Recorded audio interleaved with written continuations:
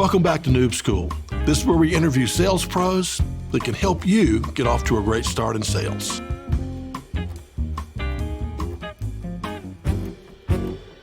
I'd like you to do yourself, your future self, a favor. All right? So whatever you are now, I'm just going to make it up and say you're 22 now. If all goes well, your self today is 22. Your future self, you're going to be 30 at some point. So that you at 30 is a different person, right? And then you at 40 is a different person, and on and on. So each one of these places, it's obviously it's you, but you're older, different experiences, et cetera.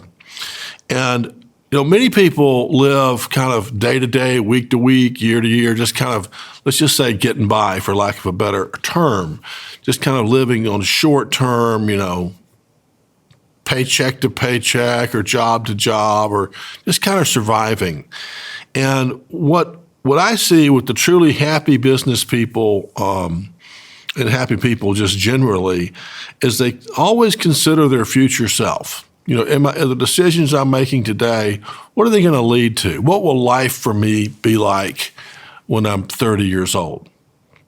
And, I saw this happen in my life with one of my friends who I got to know actually a little bit later in life. And he told me the story that he'd gone to a big school up in the Midwest and had a great time, partied, in a fraternity, the whole thing. And while he was there, he was working part-time at a restaurant.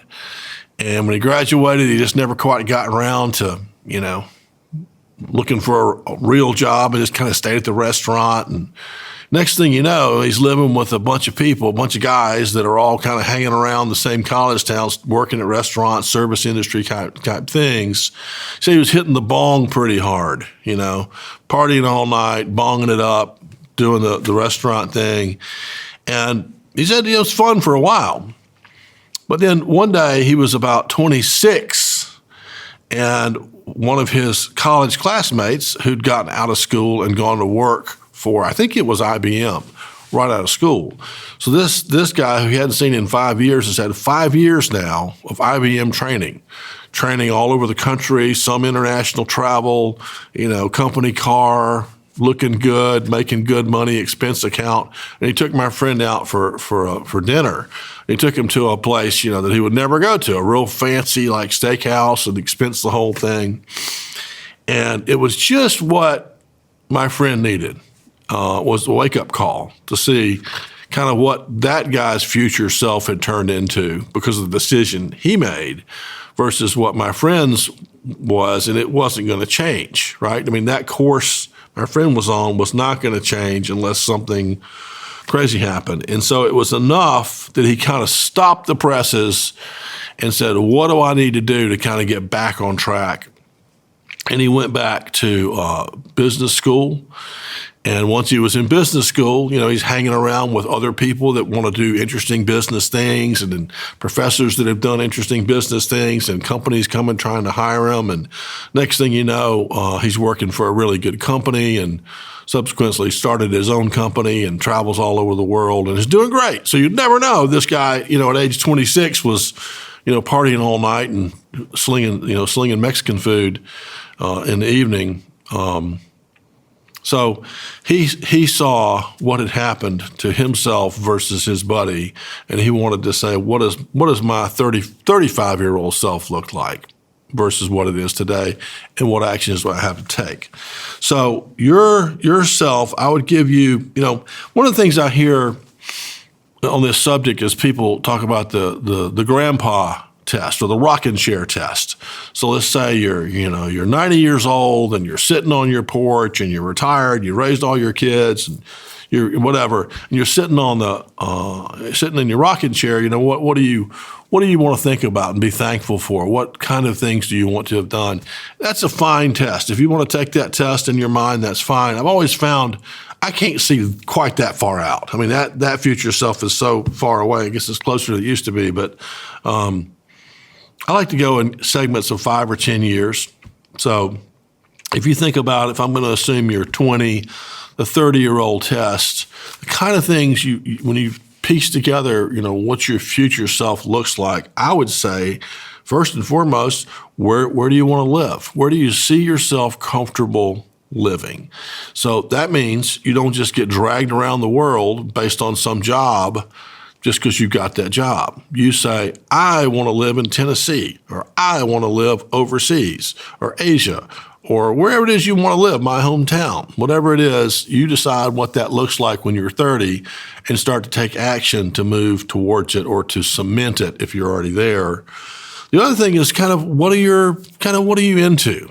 What are your hobbies and projects? And, I cannot tell you how many people, since some of you know I play the saxophone, and how many people hear me play and say, man, I wish I could play something like that.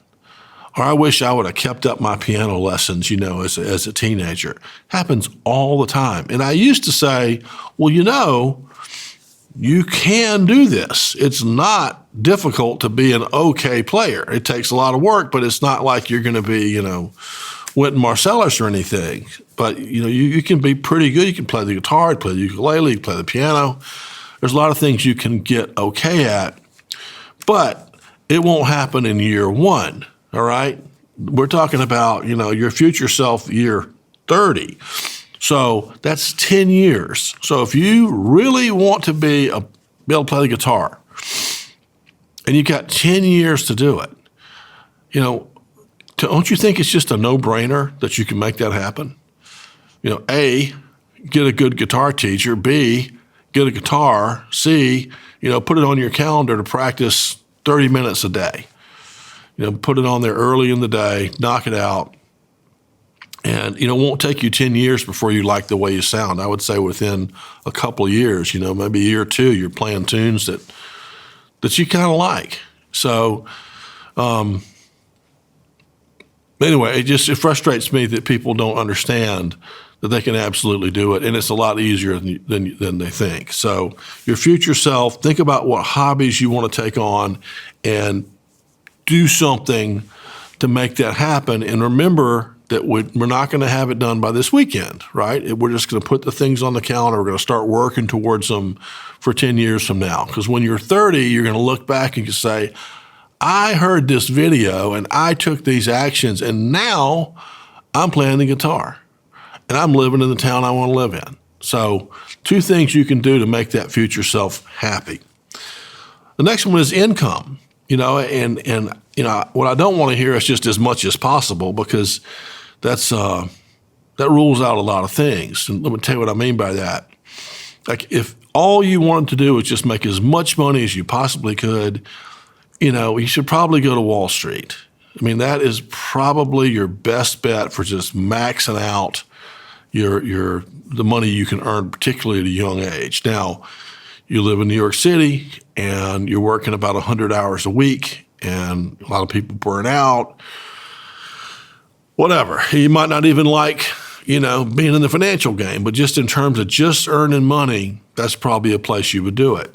But I think in terms of just your lifestyle, if you start to think about, if you've been smart enough to do a budget already, how much money do I need to have coming in from some source every month to have a comfortable life that I enjoy, where I can take a vacation, I can pay my bills and my rent or my mortgage or whatever it is, figure out what that number is, and then start to work toward that, particularly if you're thinking about, when you're 30 years old.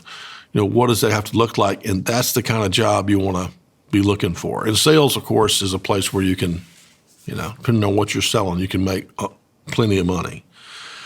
The next one is who you want to work with. And, of course, we've covered this at length. But, if you're looking at this 30-year-old person, do you want that person, this version of you, to be working in an industry they don't like, with people that they don't really like hanging out with, that there's no natural reason to be hanging out? So, in my company, I sell and talk with salespeople all the time. Sales managers, salespeople, business owners that are very interested in sales are kind of the people I talk to. And gosh, those are the people I like to hang out with. And we have a lot in common. We do a lot of the same things. So for me, that's pretty aligned. So I would just make sure, if you're thinking about this, regardless of where you are now, maybe you're slinging hash at the Mexican place, but when you're 30, who do you want to be hanging out with? And again, start to arc towards that. I would also start thinking about, if you haven't already, to use a Dave Ramsey term, I think he calls it a revenue or an income snowball. So I'll just use some just rough numbers here, but let's just say a normal person getting out of college has got no income, and you're about to have some expenses.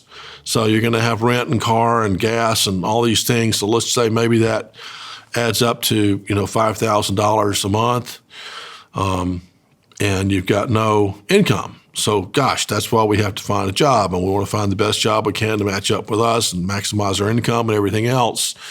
So maybe we're bringing in $7,000 a month, and so here's where the snowball comes from: is if you take that extra $2,000 or whatever is left over after taxes, and you put it, let's just say, to be real simple, in dividend stock. So you buy, some UPS stock or some AT&T stock or IBM or something, pays you a dividend, that will start to throw off some money to you every quarter, every year, that you don't have to do anything for. Your money just sits there owning that stock, and they bring it to you. And over time, you're going to have a larger and larger percent of that $5,000 you need every month coming in automatically. You can also do that with rental property. A little more complicated, but people have just crushed it with rental property and Airbnb and things like that. If you choose to go that path, it's a little more complicated, but you can do it very easily. And you can also create more money with side hustles and things you do on the side to generate more money. I suggest whatever you have to extra beyond what you live on, versus instead of buying things that don't make you any money, try to put it in places that create this snowball to start to get to the point where maybe the 40-year-old you or the 45 or the 50-year-old you, maybe that thing's big enough where you don't need any income anymore. You don't have to work a job to make income because your snowball is doing this. Now, you can learn a lot more about this online with Financial Planner. There's plenty of ways to do it, but the key thing is to get started and start to understand the concept for this 30-year-old you that you're starting now, even if it's small. If you put $1,000 into AT&T stock, you're going to be getting $50 a year for doing nothing, 5%. So that doesn't seem like a lot today, but by the time you're 30, if you do the math, if you put that money in every month, it comes out to a decent number. And so the last thing I recommend you do for this 30-year-old self is, once you have these general areas, whatever you see this person as, you're like, I would be real happy if John looked like this when he was 70 years old. If this was how much he weighed and how much his, snowball was, and his hobbies and his businesses, and if this is just kind of how it all looked, how do I back into it? What are the things I have to do to make these things happen? And again, you got 10 years. So we're not having to hustle this thing. We just have to simply start a process on each one where we're going to chip away at it every day, every week, every month, every year, and get a little bit better. And I think the music thing is a great example, because you can imagine if you just do this every week for 10 years, you're not ever going to say again, boy, I wish I could play the guitar. You're going to be playing some pretty darn good guitar. Same with your snowball. That thing will build up, and it adds to itself as time goes on. There's a lot of stuff you can do, but it doesn't happen automatically. You need to see yourself the way you want to be at, let's say, age 30, in all these categories, and what are the things you have to do now to make all that happen. So good luck to you. Good luck to you, and be kind. Do your future self a favor. Be kind. Start these processes to make it happen.